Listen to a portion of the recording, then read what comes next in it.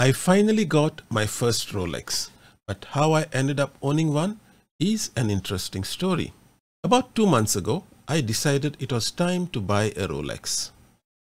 I had the money, so I headed to the authorized dealer in the city and told them I'm interested in buying a Rolex watch. The sales lady looked me up and down, but eventually I guess she was convinced I'm serious. After discussing the budget, I settled on the classic Oyster Perpetual Datejust 41. I looked at all the versions and decided the Oyster steel with smooth bracelet and classic blue dial suits me perfectly. A quick text message to my wife with the photos of the watch, and she too agreed that it suits me. Then came the sad news. I was put on the wait list. According to the AD, I would have to wait at least 1.5 years to get the watch. What was I going to do with my money in the meantime? Invest in mutual funds?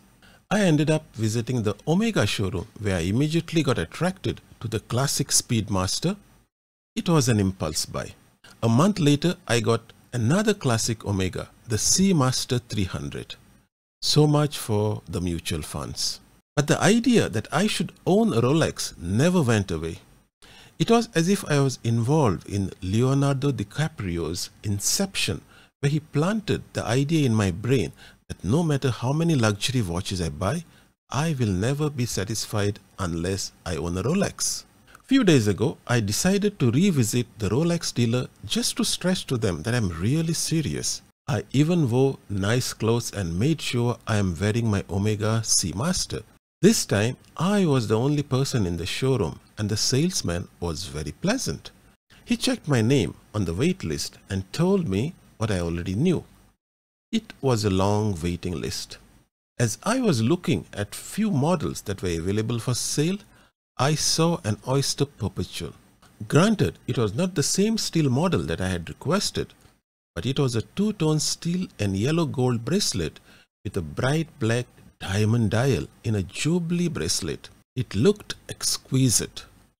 But when I looked at the price, it was exactly twice the price of the base model that I had ordered. I guess because of the gold bracelet. Let's not forget the hour markers set in diamonds. I thought long and hard, well around 5 minutes, and decided it was an opportunity not to be missed. I pulled the trigger. Even the salesman looked shocked that I made a decision so quickly.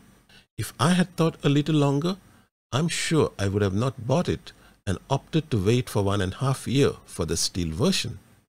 But I'm glad I got it. It looks great. The black dial with diamonds on a two-tone bracelet looks perfect for formal occasions. That's my story of my first Rolex. The steel version with the bright blue dial is still on the wait list. Since I am a confirmed buyer with an established relationship, maybe I won't have to wait for 1.5 years. Fingers crossed.